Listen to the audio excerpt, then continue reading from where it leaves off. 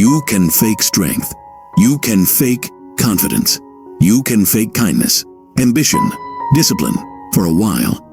But there are a few subtle, precise behaviors that betray the truth, and Machiavelli knew exactly how to detect them, because in his world surrounded by liars, opportunists, and coward, he couldn't afford to guess who was strong and who was simply loud. He had to know. And he learned quickly. Weakness doesn't shout. It slips through the cracks, while strong men stay calm in silence. Weak men expose themselves through patterns they don't even notice.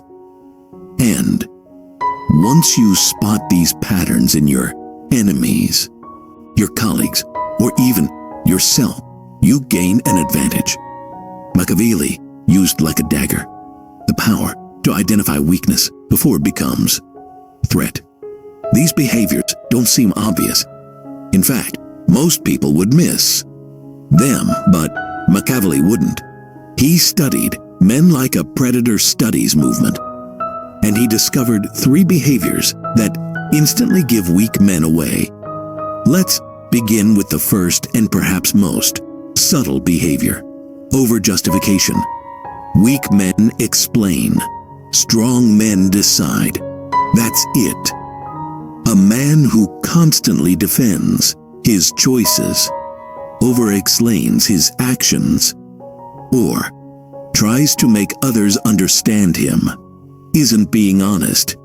He's being insecure. Machiavelli observed this in court all the time. A prince who was confident in his authority spoke little, but a minister, a merchant, a man pretending to be important, he talked constantly. He needed others to agree with his logic so he could feel sure of it himself. It's the behavior of someone whose identity depends on being liked, not feared, not respected, liked. And Machiavelli would see this for what it really is: a man begging for permission to exist. Overshalom justification is a smoke OKC screen for fear. Fear of rejection, fear of judgment, fear of power. And the truth is, any man who needs approval before he moves will never be trusted with real good power. Because power requires silence. Power requires conviction. Power requires the ability to make a move and a dance, not explain it to anyone. So the next time someone keeps explaining their opinion, repeating their point, trying to sound reasonable or nice or morally correct, you're not hearing strength. You're hearing inner collapse in slow motion. But that's only the first behavior. The second is even colder. Weaponized niceness. This is the most dangerous form of weakness because it wears a smile. Machiavelli knew that the most spineless men didn't always look afraid. They looked friendly, helpful, accommodating, but it wasn't kindness. It was submission disguised as virtue. See, a strong man can be kind, but his kindness is selective, deliberate, and never at the cost of his self-respect. A weak man, however, tries to be agreeable at all times. He agrees to avoid tension. He compliments to be liked. He stays quiet when he should speak.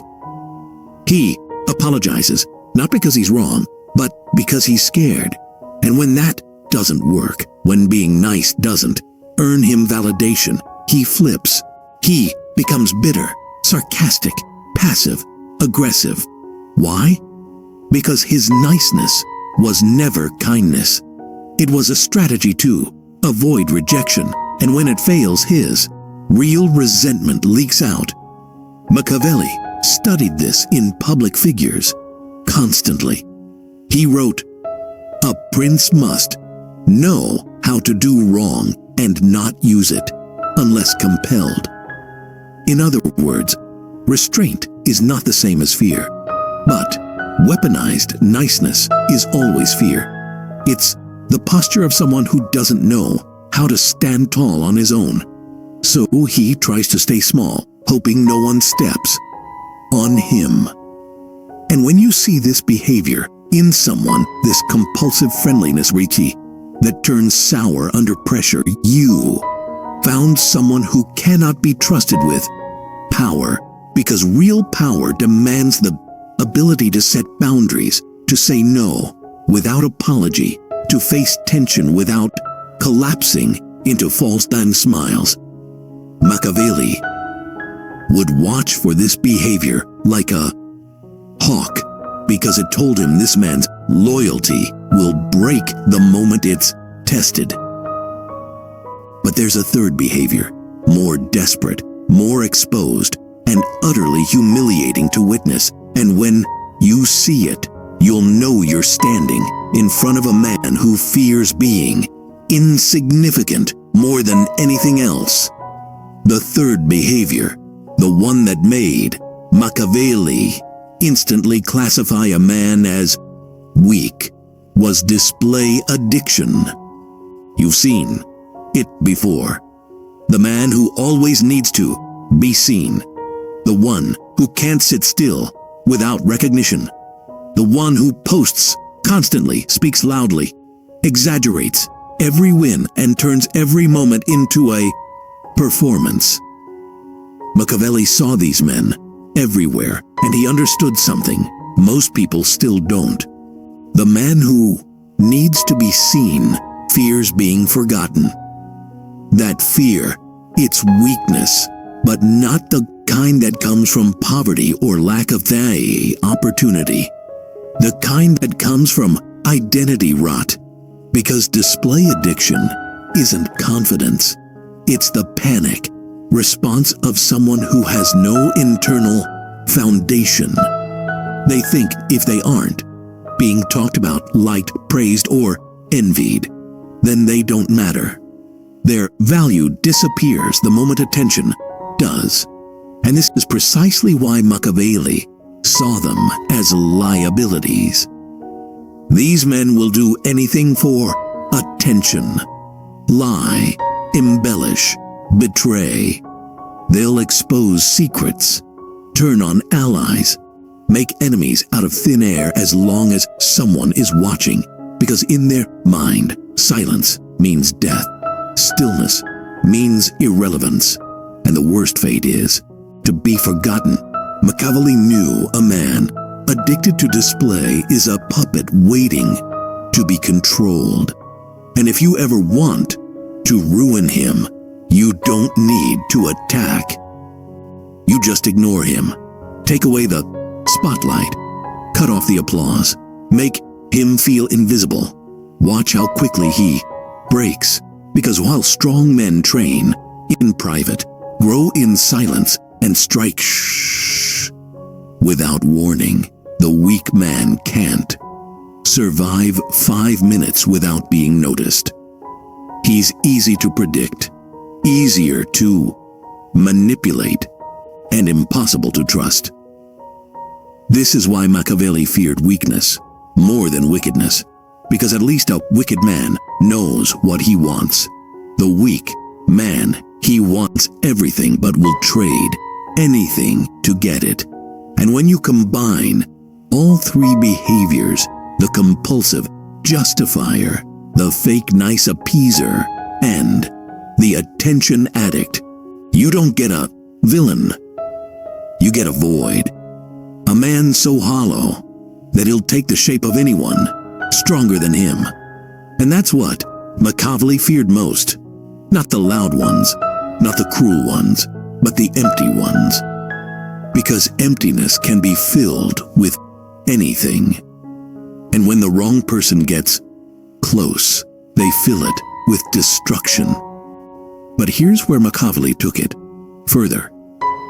He didn't just identify weakness, he used it. He turned these behaviors into tools, predictors, leverage points. He knew that spotting a weak man early could mean the difference between power and betrayal, because These men don't break when tested. They melt. And in politics, in war, in business, in trust, you can't afford to depend on someone who melts. So, how do you protect yourself? How do you act? Like Machiavelli, you watch, you stop, judging people by their smiles or words or titles, and you start judging them by their psychological patterns. You study what they do when no one agrees with them, when no one is watching, when no one praises them, or when no one gives them a reason to act good. You look for the cracks, because the strong man doesn't panic in silence. He builds, he sharpens, he plans.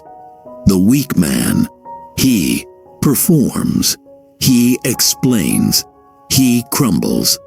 And once you can tell the difference, instantly you gain a weapon most people never even think to sharpen: discernment. The power to see not just who someone pretends to be, but who they will become the moment life stops going their way. That's how Machiavelli chose his allies. That's how he avoided collapse. And that's how you outlast everyone who's still fooled by the surface. Because beneath the right words and curated image, behavior never lies. Machiavelli didn't just spot weakness. He turned it into a ladder. While other men reacted to weakness with frustration or disgust, Machiavelli reacted with strategy. Because once you know someone's emotional fault line, once you know how they think, how they panic, how they seek approval, you don't need to argue with them. You don't need to fight them. You just guide them. Like a rope pulling a puppet from behind the curtain. He understood something critical. The weak man wants to be led. He just doesn't want to feel controlled. So Machiavelli gave them exactly what they wanted: praise when they felt ignored, agreement when they felt insecure, flattery when they needed validation. Not because he respected them, but because he saw how easily they could be shaped. And that's where his true power came from. He didn't rely on strength alone. He didn't force anyone to obey him. He made the weak obey themselves by offering them just enough emotional candy to keep them addicted to his approval. It worked like this. He would spot the justifier, the man who needed to explain everything. And instead of challenging him, Machiavelli would listen. He'd nod, make eye contact, say, "That makes perfect sense." And instantly that man would attach himself to Machiavelli, craving more of that rare validation, willing to defend him, support him, even spy for him. All because Machiavelli made him feel understood. But it was never understanding. It was leverage. Then he'd turn to the people pleaser, the man who tried to stay nice, agreeable, helpful. He'd give him a job, make him feel chosen, let him feel safe, like he was finally part of something powerful. And that man he would never betray, Machiavelli. Not because of loyalty, but because betrayal would mean losing the only thing keeping his fragile identity together. And then there was the display addict. The man who needed attention, like oxygen. To that man, Machiavelli would offer the stage. He'd let him speak in meetings, let him take public credit for ideas that served Machiavelli's goals. Let him wear the costume of influence. While behind the scenes, Machiavelli was the one writing the script, because he knew if you give a weak man the illusion of power, he'll never question who actually holds it. This is how empires are built. Not with war, not with blood, but with psychological engineering. You identify the weak. Then you let them build your palace out of their desperation to be seen, approved, and included. And if they ever turn on you, you don't fight. You just withdraw the attention, let them collapse in silence. Let them destroy themselves in a desperate attempt to feel powerful again. Because nothing crushes a weak man faster than being ignored by the person whose approval shaped him. That's the Machiavellian art of handling weakness. You don't argue, you don't expose them. You weaponize them. And as they dance for the spotlight, you remain still, silent, watching. While they chase applause, you acquire power. But Machiavelli had one more rule, perhaps the coldest of all. Never let a weak man believe he's your equal, because the moment he does, he forgets who built him. He overreaches. He fantasizes about rebellion. So you keep the gap wide. You reward just enough to keep him moving, but never enough for him to believe he no longer needs you. And if he ever tries to challenge you, you don't retaliate. You replace him, because there is no shortage of weak men, desperate for validation. But there is only one of you. That's the Machiavellian way. Not domination by force, but direction by instinct. Not managing people, but puppeteering their all insecurities until they call it loyalty. You don't need a title. You don't need a crown. You don't even need to speak loudly to control weak men. All you need is understanding and silence. Machiavelli knew that the best manipulation doesn't look like manipulation. It looks like friendship. It looks like me mentorship. It looks like presence, because weak men are always watching, not for truth, but for signals. They move toward approval like moths to a flame. And once you know that, you can shape their entire behavior without raising your voice. This is how Machiavelli moved through courts, governments, and alliances without he ever needing brute strength. He let weak men come to him, and then he played a role. He became the quiet listener to the over-explainer, the calm leader to the people-pleaser, the shadow architect to the attention-hungry puppet. He didn't resist their flaws. He fed them just enough to keep them performing, and in return, he got loyalty without effort. He got defenders without asking. He got obedience without commands. This is what you must understand if you want real Machiavellian power. The best form of control is the kind they never see coming. It's when they think the decisions are theirs, when they believe they chose to follow, when they feel proud of serving you, not because you demanded it, but because you never had to. Let's break it down further. First, speak less than they expect. The weaker the man, the more he needs verbal affirmation. So, you offer silence, strategic silence. You let them overexpose themselves. You let them talk themselves into guilt, loyalty, admiration. And when you do speak, make your words feel earned. That single compliment, that small nod of approval, that rare piece of advice, it becomes gold in their mind. They chase it, they talk about it. Now they're not just working with you, they're working for something inside them, something you created. Second, be the calm in their storm. Weak men live in emotional reactivity. They panic when plans shift. They overcorrect when criticized. They spiral when ignored. So you do none of those things. You stay composed. You move with quiet intention. You become the opposite of their inner chaos. This contrast makes them see you as powerful without you ever claiming it. They begin to believe he must know something I don't. He's in control. I should follow his lead. They project stability onto you because their own identity is crumbling. And once they do that, your influence becomes invisible and total.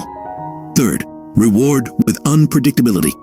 This is a Machiavellian twist most people miss. You don't reward consistently. You don't become a predictable source of praise or support.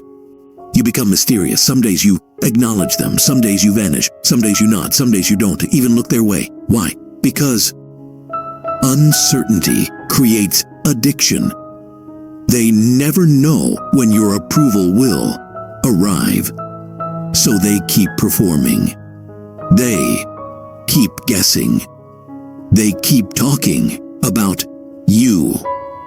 You become not just a leader in their mind. You become an obsession. And this is where true psychological power begins. Because when they start needing your presence, your guidance, your recognition, they start fearing your disapproval. You don't have to punish them. Your absence is punishment enough. You don't have to correct them. Your silence becomes a mirror. They can't escape. And now they belong to you. Not through fear, not through threats, but through a deeper, subtler bond. Dependency. This is the art of identifying weak men and turning them into tools of your rise. And the beauty of it is this: they'll never know. They'll call it admiration. They'll call it respect. They'll believe they chose this path. But you'll know the truth. You saw the cracks. You read the behavior. And while they tried to survive in noise, you rose in silence. Just like Machiavelli, there's one thing. Machiavelli feared more than being overthrown by enemies, being betrayed by weakness within himself. He understood something most people still run from. Weakness is not just something you spot in others. It's something you must hunt within yourself every single day, because it doesn't arrive in obvious forms. It sneaks in through over-explaining, through the need to be liked, through the craving for applause, through the silence you should have filled but didn't, through the apology you gave, not because you were wrong, but because you were afraid. Machiavelli believed that self-mastery was a war, a daily war. And if you lost even one battle, the world would spot the crack before you did. So, he developed a system, a way to detect weakness the moment it whispered in his own mind. Here's how he did it. First, he watched how he explained himself. When you're strong, you make decisions. When you're weak, you explain them. Machiavelli trained himself to notice when he started talking too much, when he repeated a point, when he adjusted his message based on the room. Each time he asked himself, is this conviction or a plea for acceptance? And if it was the second, he stopped because he knew. A man who begs for validation forfeits authority. Second, he tested how often he said yes. People think yes is positive, but Machiavelli saw it as dangerous. A weak yes can ruin a kingdom. Agreeing to avoid conflict, agreeing to gain favor, agreeing without boundaries. He learned to pause before every agreement and ask, would I say yes if I didn't fear losing their approval? If the answer was no, he declined. No apology, no excuse, because The moment your word loses weight, you lose power, even in your own eyes. Third, he measured how silence felt. Weak men hate silence. They rush to fill it. They joke, they compliment, they explain, because silence reveals the truth. But Machiavelli made silence his weapon. He practiced it in rooms full of noise. He measured his comfort inside it. And when it felt tense, he leaned into it. Why? Because silence, when mastered, becomes presence, and presence, when mastered, becomes intimidation without intention. Fourth, he resisted unnecessary exposure. The weak man always wants to be seen. The strong man, he chooses when. Machiavelli practiced invisibility. He watched others chase the spotlight. He stayed in the shadows until every piece was in position. And then when he finally moved, it wasn't seen as progress. It was seen as arrival. He didn't build anticipation through announcements. He built it through absence. So when he spoke, when he acted, when he made his presence known, people stopped moving. That was no accident. It was trained, refined, engineered. He removed every trace of weak behavior in himself before the world ever had the chance to use it against him. Because Machiavelli didn't just play offense. He closed the doors that others could use to break him later. And that's what most people fail to do. They try to look powerful, but they never ask themselves, do I chase praise? Do I fear rejection? Do I speak to be heard or to be agreed with? Do I need people to like me before I lead them? Do I explain when silence would have been stronger? These questions don't just reveal weakness, they reveal your limits. And once you spot them, you have two options: feed them and stay where you are. Kill them and become something the world cannot ignore. Because in a march of world, you don't get punished for being evil. You get punished for being predictable, emotional, weak. So you strip it out, bit by bit, word by word, decision by decision, until one day you speak and people freeze. You move and people adjust. You lead and no one questions how you got there, because they won't see a man trying to look strong. They'll see a man who's been forged in silence. Respect isn't demanded. It's not asked for, and it's definitely not begged for. It's engineered, and Machiavelli knew the blueprint.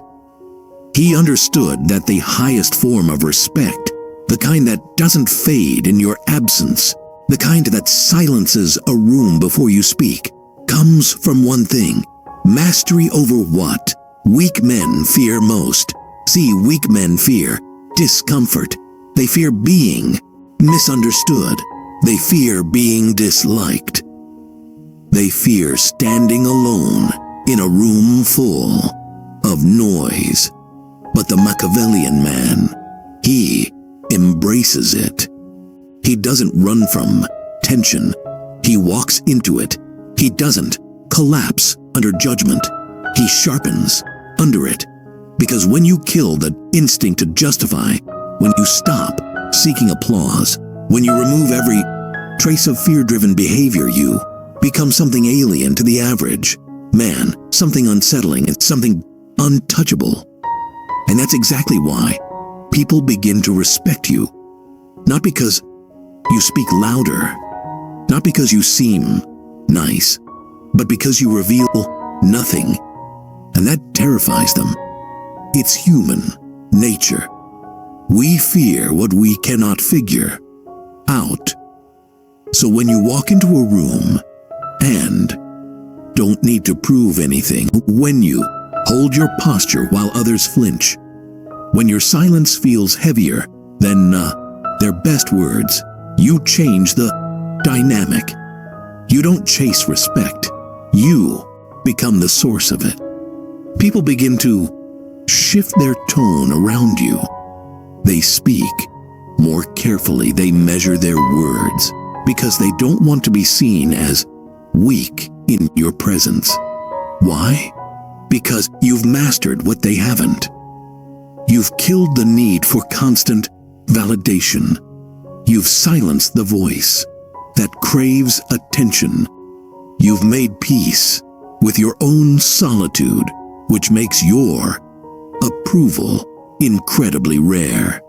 And rare things are always valuable. This is the final Machiavellian tactic. Make your respect expensive. Don't give it easily. Don't flatter casually. Don't smile for free. Make them earn it. Because once they realize you aren't moved by charm, by pressure, by popularity, they'll adjust to your standard. They'll rise to it. Or they'll disappear. And either way, you win. You either gain stronger allies or expose the ones too weak to walk beside you. This is how you rule. Not with power you shout about, but with power that's felt. The kind that makes people ask, why does he make me uncomfortable? Why do I care what he thinks of me? What does he see that I don't? That's not intimidation. That's presence. And presence is built by removing every behavior that exposes weakness in them and in yourself. Because once you've done that, once you've purified your speech, refined your silence, and made your identity unshakable, you become what Machiavelli admired most, a man who doesn't just command respect. He doesn't give them a choice, not through cruelty, not through fear, but through sheer undeniable calibration. You've become the standard they measure against, the mirror that reflects their insecurities, the quiet reminder that strength never needs to introduce itself. So let the weak reveal themselves. Let them talk. Let them seek attention. Let them chase comfort.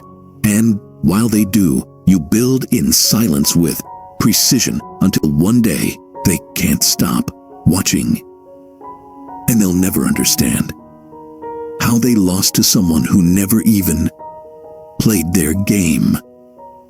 That's the final lesson. You don't expose weak men by confronting them. You expose them by never needing to. That is Machiavellian power.